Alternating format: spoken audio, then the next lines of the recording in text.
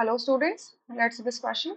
The question says the thermal stability of hydrides of oxygen family is in order. चार options आपको given है. So oxygen family is group 16.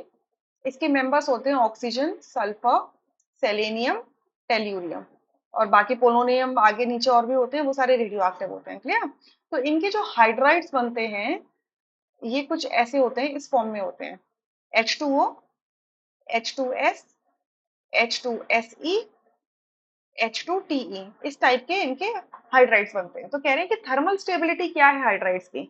सो इनके ये जो hydrides होते हैं इनका जो शेप होता है, अगर मैं इनके एलिमेंट्स को E से रिप्रेजेंट करूं तो E H2E का जो शेप होगा वो कुछ ऐसा होगा. E सेंट्रल एटम है, इससे दो हाइड्रोजन लगे हुए हैं सिंगल सिंगल बॉन्ड के थ्रू. E के पास क्या होगा, दो लोन पेयर होंगे कि इस तरीके का कुछ अरेंजमेंट होगा, एंगुलर शेप होगा. तो थर्मल स्टेबिलिटी हाइड्राइड का मतलब क्या है कि ये ईएच बॉन्ड की स्ट्रेंथ पूछ रहे हैं. सो इसका ऑर्डर क्या है, थर्मल स्टेबिलिटी का ऑर्डर क्या है. तो हमें पता है कि हम डाउन द ग्रुप जा रहे हैं तो साइज क्या हो रहा है, इंक्रीज कर रहा है, मोलर मास इंक्रीज कर रहा है, साइज इंक्रीज कर रहा है. क्योंकि आपका देखो साइज क्यों इंक्रीज कर रहा है, नंबर ऑफ शेल्स इंक्रीज कर रही है which dominates the increasing nuclear charge. तो अगर आप टेल्यूरियम का साइज देखो और हाइड्रोजन का साइज देखो तो इनके बीच में बहुत डिफरेंस है.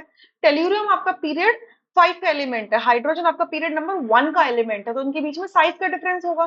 तो ऑटोमेटिकली जब हाइड्रोजन और टेल्यूरियम का जो बॉन्ड बनेगा उसमें क्या होगा, कंपैटिबिलिटी नहीं होगी, यानी कि बॉन्ड लेंथ काफी ज्यादा होगी. बॉन्ड लेंथ काफी ज्यादा होगी तो थर्मल स्टेबिलिटी सबसे कम होगी.